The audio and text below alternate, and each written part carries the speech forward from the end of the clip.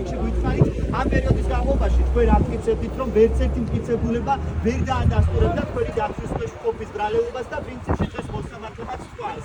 პირველი განცდები გვითხარით საქმესთან დაკავშირებით და რას ცდილობდა სახელმწიფო ბრალდება. ინვესტორმა რა ხარებდა ხელს ეს კითხვები ჩდება, რადგან ორი ტერმინალი გამოიარა ტრაილერმა ისე რომ მებაჟება ვერ აღმოაჩინეს ვერანაირი ნარკოტიკული საშუალება. პირველი შემეტაკითხათ რომ არ უბედნიერესი ეს არის ის მომენტი, როდესაც ხედავ უბედნიერ ადამიანს, როდესაც ხედავ რომ უდანაშაულო ადამიანი გადაურჩება უადო თავისუფლების საკუთას და დარბაზიდან თავისუფლდება.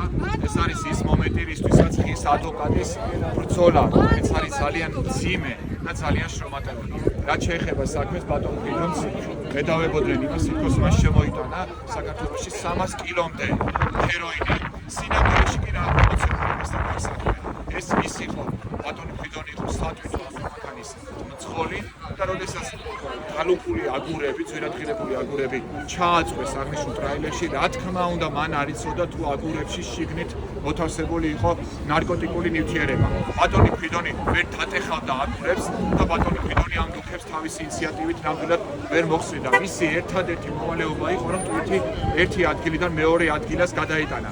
ფრიდონის დაკავება და ასეთი მუხლით ბრალდების წაყენება მაშინ, როდესაც პასუხისგებაში არ არიან მიცემული ის პირები, ვინც დაგეგმა აღნიშნული დანაშაული, ვინც იცოდა რომ იქ ნარკოტიკი იყო მოთავსებული, ვინც სინამდვილეში მოათავსა ნარკოტიკი და შემოიტანა ქვეყანაში, გადმოაგზავნა ქვეყანაში, ამ ადამიანების პასუხისგებაში მიცემის გარეშე, რა თქმა უნდა, ჩვენ უნდა ჩავთვალოთ, რომ საქმე არ არის გამოძიებული და საქმეზე არასორი გადაწყვეტილება მიიღო თავის დროზე პროკურატურამ, რომ უდანაშაულო ადამიანს ბრალდება წარუდგინა, თუმცა მოსამართლემ ჩვენი არგუმენტები თავიდან ბოლომდე მთლიანად გაიზიარა და უდანაშაულო ადამიანი გადაურჩა უვადო თავისუფლების აქტს.